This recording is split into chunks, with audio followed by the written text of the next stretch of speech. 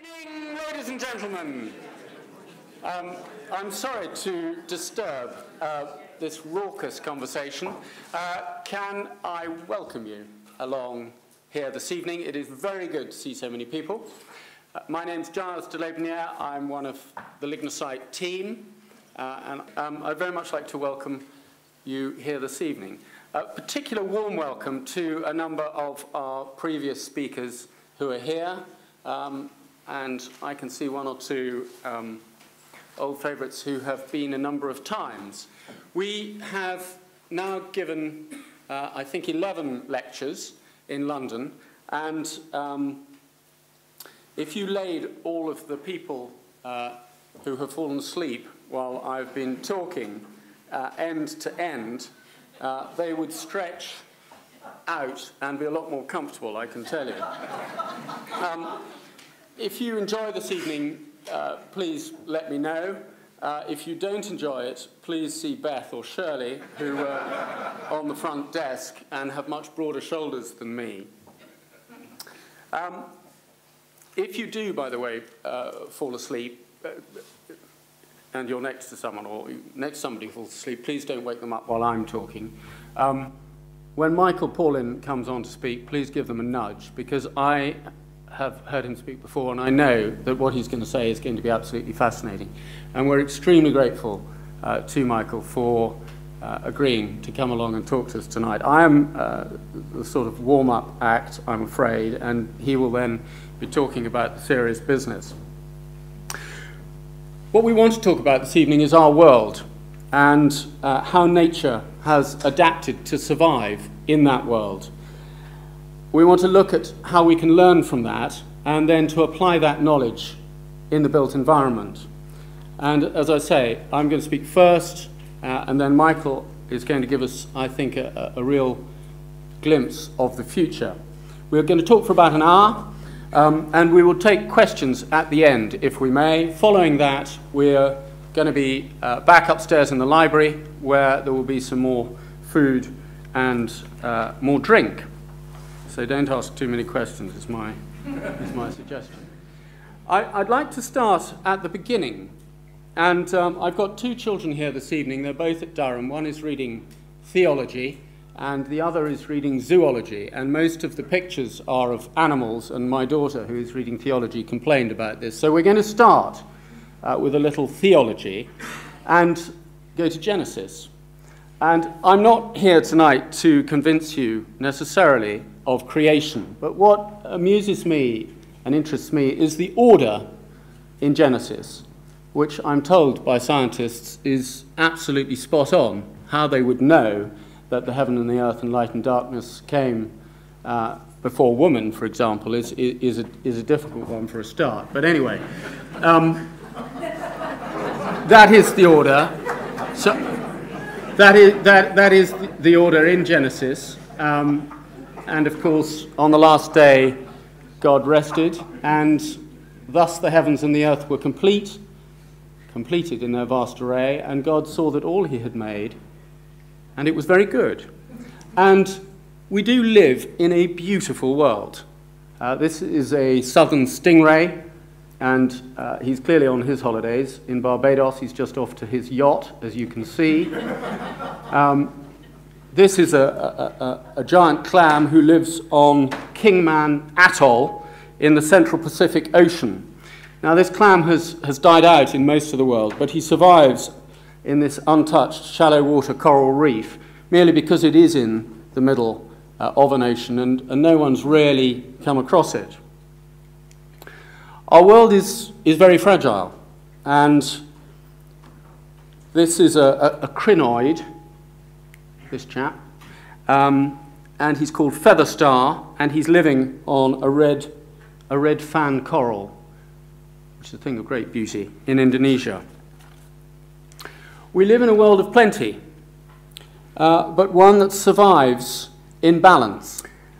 There are many species, obviously, which have evolved in different ways over millions of years and have thus survived, and a lot of them have done that in resource-poor conditions, and therefore they're incredibly efficient at what they do. This is a chambered nautilus in the Coral Sea in Australia. Many plants and animals have specialized so that they can live in really hostile environments. I'm a very keen fisherman. Where's James Blake? James Blake very kindly invited me to fish on the Test a few weeks ago, which was quite fantastic. And one of the flies that we used was made of deer hair. And deer have got hollow hair, which means if you tie it into a fly, it will then float on the surface. Polar bears, the same. And you imagine if a koala bear was put into this sort of environment, you know, clearly he would not be very happy at all. Plants also have adapted in incredible ways. This is a mangrove swamp, and these roots have got breathing holes at the top so that they can live underwater. So whether you're at the depths of the ocean or the highest point on a mountain in the world, some creature or plant has adapted in some very special way to survive and exist. And actually the most adaptable creature on the earth is man. We exist everywhere in almost any situation. However, are we being responsible with our world? This poor female mako shark has been killed for her fins, and the rest of her will just be discarded and thrown away. Now, that is obviously tragic and a terrible waste, but nature will recycle her body very quickly. In fact, nature recycles really almost everything. There is precious little waste in the natural world. Whether it's vultures or dung beetles, protein or poo, nature cleans up after itself and nothing goes to waste. Spiders, when they are mending their webs, they eat the silk around firstly and then regurgitate it and build their web again. Crabs, when they are building a new shell, will absorb most of that shell before they discard the old one. So nature is highly efficient and not wasteful at all. The same, very sadly, cannot be said of us. We have made a right mess of this planet. And if you see scenes like this and you think of events such as the Deepwater Horizon oil disaster in the Gulf of Mexico a couple of years ago, it just shows that we are not being very intelligent, very clever, very responsible with our world. I very much like this quote of Tim Schmidt's from the Eden Project.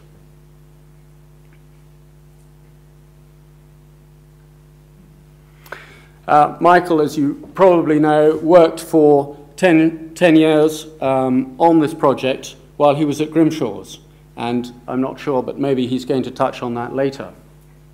So, what are we doing? The construction industry has a turnover of 2.9 trillion a year. That's worldwide, not in the UK. George Osborne wouldn't be having quite the problems that he has at the moment if it was in the United Kingdom. But that is worldwide. We are, the construction industry also worldwide creates 45% of the CO2 that is released. It uses 60% of the materials by weight. And 12% of the CO2 emissions are associated with just moving materials around for building. This bottom figure is really scary. 20% of all construction materials go straight to landfill. So, if you think about it on a housing estate, and grateful to Michael again who pointed this out, if you go to a housing estate, every fifth house that you look at goes straight to landfill, in effect. In the United Kingdom, we produce, or we release 50 million tons of embodied CO2 every year. Now, just, I mentioned embodied. If we look at the whole lifetime of a building, there's the good old 80-20 rule kicks in. 20% is released while you're quarrying, transporting, manufacturing, and building that building. And then the rest of the lifetime, the operational heating, hot water, lighting, and power accounts for about another 80%. just have a little think about population and where that is going. There are currently roughly 7 billion people in the world, and half of us live in cities. It's been estimated that by 2050, the population will be 10 billion. And because of increased urbanization, those living in cities will have risen to 7 billion. So the urban population will double in the next 40 years. What does that mean? Well, it means actually that we need to start building now. And we need to start sourcing the raw materials as quickly as we possibly can, and really, really thinking about how we are going to provide for those cities and people to live in them. What can we do about it? Well, it's all very well looking at massive pictures about the world and what they're doing. We can really only control and influence what we are doing. And just to sort of cover at Lignacite what we are doing, we make blocks. We've got a couple of factories, one in Suffolk, one in Essex. In Suffolk, we have recently invested far too much money, my chairman keeps telling me, in a brand new state-of-the-art factory that is insulated to the gunnels. It's highly efficient from both an acoustic and a thermal point of view, to the degree that when we've made our blocks, we put them into kilns and we don't need to add any heat at all. They cure themselves. Now, unfortunately, our factory in Essex is much older and more knackered and not as efficient, and when it gets cold, they don't cure. Now, what we've done, or what was initially done, our operations director, who's here somewhere, Alan Eastwood, went off to the dump and collected 8 old fridges that had been thrown away. He cut the backs off, made holes in the kilns, stuck the fridges into the kilns, turned them on, and the fridges are just heat pumps, really, so they produced a little bit of heat, just sufficient to raise the temperature by a couple of degrees, and that was sufficient to start the exothermic process of cement cooking off. Cement just needs a little bit of heat and a little bit of moisture. The crystal starts to grow. Once it's grown, it goes hard, and that's what holds everything together. That's the technical how cement works thing. Now, clearly, OPC, ordinary Portland cement, is a baddie in terms of carbon dioxide. To make it, you release enormous quantities of CO2. So we need to do something about that. And we're looking at a number of things. We're using something called GGBS, granulated blast furnace slag, which is a replacement for cement. We use about 10% in our products. We are looking at alkaline binders, but again, at the moment, those are very expensive, and commercially, it's very difficult to make that stack up. We're looking at other interlocking drywall systems that use less mortar or are just intrinsically stronger and so don't need so much cement. The other thing that we're trying to do is we try and use materials that other people are throwing away. So whether it be shells, glass, ash, wood, whatever it is that people are discarding, we take it and we try and use it. So shells, for example, from King's Lynn, which is near us in Norfolk, the shellfish industry brings ashore tons and tons of shells and shellfish. They take the shellfish out, they throw the shells away. Sometimes they're used on golf courses on the paths, but basically they go to landfill. So we've started taking them and using them and putting them in our blocks. And what we found is that they're very strong, they're very light, they're very beautiful. They make absolutely wonderful blocks, and we've moved from using shells onto using mother of pearl. And you'll see upstairs when we go up and have a drink some examples of just some of the natural products that we're putting into our blocks, which really create very, very stunning effects. I want to just leave glass and ash and move on to wood for a little bit, because Lignacite was founded on wood. My grandfather started the business in 1947, and he was living in Suffolk, and he was just after the war, he was approached by an inventor who said, "I've come up with a magic ingredient that you can add to wood and sand and cement and make a fantastic block. Do you want to give it a go? So he said, okay. He recruited his sergeant major from the engineers, and they started to make blocks. This magic ingredient was an additive. It was very expensive, and one day we ran out of it, and my grandfather just said, carry on, sergeant major, without the additive, which he did, and of course the blocks made even better. The inventor, or the chap who approached him, was later chased to Europe, and it turned out he was a complete fraud. But the point of the story, in a way, is that really the magic ingredient in those blocks was the wood. Wood is absolutely brilliant stuff. We haven't changed the mix design. We're now on our 4th generation. Here she is. She's not in the audience, but her elder sister is. But the point of this is that for 65 years, we haven't changed it. Wood in blocks makes them light, smooth, warm, soundproof, very good in a fire. But perhaps most importantly, and certainly for this evening, it locks up CO2. This is me, rather sadly, standing in front of a whole pile of graded wood particles, GWP. Plants obviously capture CO2 through, as they grow, through the process of photosynthesis. Easy for you to say. Wood locks up 800 kilograms of CO2 for every cubic meter. Hemp and straw lock up 211 kilograms for every cubic meter. So wood is 4 times more effective than hemp or straw. This sawdust used to be produced by a company local to us, and we bought it from them. We liked them so much that we bought the company, and we then converted a couple of old post office vans which go around the country to builders' merchants and woodyards. They collect offcuts from doors and windows. We then put it through a miracle mill, grind it up, wash it, and put it into our lignacite block. You'll remember from school, your Latin, lignum is the Latin for wood, hence lignacite, and the name of our company and the name of this product. Every metre of 100 mil lignacite blocks lock up 12.3 kilograms of CO2. So, where is this being used? Well, here hopefully is a building that you've seen recently. Lignacite has been used on 7 of the Olympic projects, Olympic buildings: the stadium, the velodrome, the Westfield shopping centre. And in fact, in the shopping centre alone, 100,000 square metres of lignacite was used.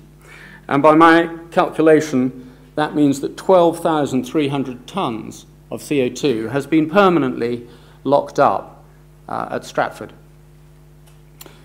Other fairly large buildings that rely on lignacite, the 4 floors underground beneath the Shard are all built out of lignacite. So I'm kind of crossing my fingers that it's okay, because apparently the building next to the Shard, also made out of glass, the glass panels didn't do so well and started to fall off, and they had to replace them all. And my insurance is going to be tricky if anything happens to that. But lignacite has been around for 65 years, so hopefully this building will still be there in the next 65 years. Another building, the Gherkin. The whole of the middle of the Gherkin, the central core, the sort of backbone, is built out of our lignacite blocks where they run the lift shafts, and then they've cantilevered the glass off it. Ken Shuttleworth gave our lecture actually in the Gherkin in 2003 and explained it all to us. So wood is good. If you then, we're going to move back to ash now. It's no longer acceptable to dig holes and bury our rubbish. So an awful lot of rubbish, domestic rubbish, is put in a burner and burnt. That produces furnace bottom ash, which we use and many other companies use. However, it also, in the flue gases, produces toxic wastes which are captured, and this waste then costs about £100 a tonne to landfill. So we've hooked up with a company called Carbonate, and they've set up on our our factory site at Brandon, and what they do is they bring that toxic material, they mix it with sand and cement and some liquid CO2, which is captured from the local sugar beet factory. They put it all in a mixer, whirl it up, and it carbonates. It turns it into a pelletized inert aggregate. We put that into our blocks. The blocks go to build the next burner. Very nice little virtuous circle. And in fact, this is the burner at Lakeside on the M4, M25 junction. You may have seen it. There's a sort of mad circular chimney that it has. They used lignacite blocks internally and our masonry externally.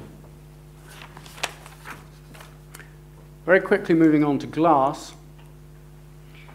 We started using waste glass in 2006. I was trying to produce a sort of modern stained glass window. So we produced this block with 100% glass, some white cement. I was then going to try and cut it very, very thin and get the light to come through it and look stunning. Well, it didn't work.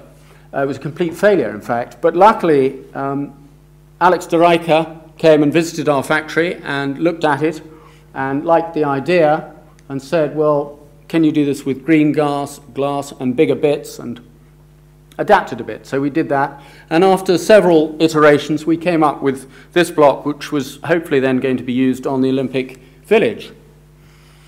This required us to source a great deal of green glass, and we couldn't get green glass at the time, and so we had to encourage all of our employees to drink a great deal, which they seemed happy to do. They brought the bottles in, we smashed them up, we put them into this matrix of limestone, and we then planished it, which is a sort of polishing which gives a polished but textured finish.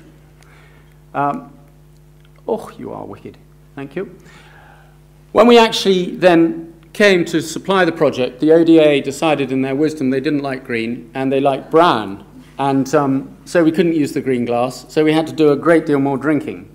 But the project looked stunning. I don't know how many of you went to the Olympics and saw any of those buildings. It was certainly impossible to get in beforehand, but they look wonderful now. Okay, just turning then very quickly to the future. What are the things that we are looking at for the future? Well, one of the things is self-healing concrete. So how does that work? What we're doing is we're exploring adding capsules of sodium silicate to our blocks, actually in the concrete. If then the building moves and cracks the concrete, it will crack the capsules. They break. The sodium silicate reacts with the calcium hydroxide in the concrete, which then binds it back together. I haven't got a clue what I've just said, but apparently, I'm told, if you're sitting next to a scientist, and we have got a few in the audience, they hopefully will explain that to you. But that is how it works. Concrete that breathes. Well, that sounds a little bit strange as well. But in fact, we already have concrete that breathes, and it's called lignacite. We were approached by Kathy and Peter at 51% Studios 2 or 3 years ago to produce some nest boxes for urban birds. Here they are, out of our lignacite material with wood and concrete. And they put these up all around Bankside. And then we went back with Peter 2. Where is Peter 2? Peter Holden. And spent a very enjoyable Sunday morning walking around Bankside, looking at the hidden gardens, which were fascinating, and the birds. And the birds were back in town. The birds had moved back in to these nest boxes big time. Now, the Germans have done some serious study on this, and they have proved that wood and concrete hatch more young in a nest box. And the reason for that is that it's warm in winter, it's cool in summer, the wood absorbs moisture when it's wet, and when it's dry, it gives that moisture up, more young. If you don't believe me, this little blue tit bears witness to that. He is living in our one up, one down with balcony version. And I apologise for my old joke to those of you. Just on this theme, at the moment we are only using softwoods. And that's what we've done for 65 years, because that's what we've done for 65 years. But we're now exploring the idea of using other woods, such as oak, and all sorts of other things. Particularly following an interesting meeting in London, again with Alex de Rijker, he suggested that we started using reeds, we looked at bamboo, and we're now putting bamboo into our concrete rather than using steel reinforcement. Bamboo, after all, is very strong, it's used all around the world, and it doesn't rust. So watch this space for that. Growing concrete structures. A friend of mine in Norfolk, who's a pig farmer, buys a lot of blocks from me, and he ordered a whole lot about 3 years ago. Our sand is delivered in large lorries, which also carry beans, and some beans happened to get into the sand, which we made into blocks, which we delivered to his pig units in Norfolk. He built his new pig units, and hey presto, 2 months later, the walls started to grow beans. His pigs were very pleased. He was okay with it, and it bore an idea for us that actually, why not? Why not concrete that grows? Why not concrete that goes green? And we're now working on something called green gabions, where you take a metre square, a metre cubed gabion, you fill it up with oversized large material, washings from quarries, other waste materials, and then you add whatever seeds or mix you want to fit in with the local environment.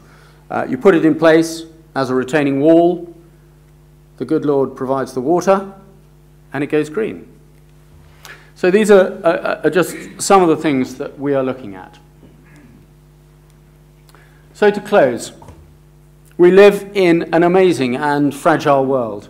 This is a clownfish, a daddy clownfish, in fact, looking after his young and blowing water and oxygen at them. We need to learn from nature, very wise looking creature here, how to recycle our waste, how to use materials efficiently. We need to keep an eye on design so that our buildings adapt, alter, change, and meet the needs of our rapidly growing population. One of the things that has worked really well for us in the past is when we can persuade you busy people to come out and see us. We know about making concrete, we understand that. We don't know what you're doing with your wacky designs and your thoughts and what you're trying to do. And what, as I say, has worked really well for us is when we can persuade you to come out and look at what we're currently doing at particularly our factory in Suffolk, where we're doing a number of different things, and tell us what you would like to do, and we will have a go at doing it. That has worked terribly well in the past and has enabled us to be involved in some much more interesting projects and produce some really fabulous world-class buildings. So please can I encourage you to take that opportunity and do it. But above all, we want to live lightly on the planet and to enjoy the ride. Thank you very much for listening. I'm going to hand over to Michael, who is going to expand on these themes and I'm sure give us a glimpse of the future. Thank you.